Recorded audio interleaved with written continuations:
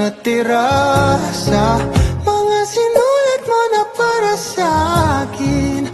Alam kong luha ang bumubura, ngunit hayaan mo na lang. Walang saysay ang panalangin ko, kundi ako ang hahanapin mo.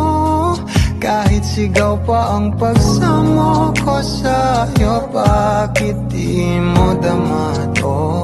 Ba't ba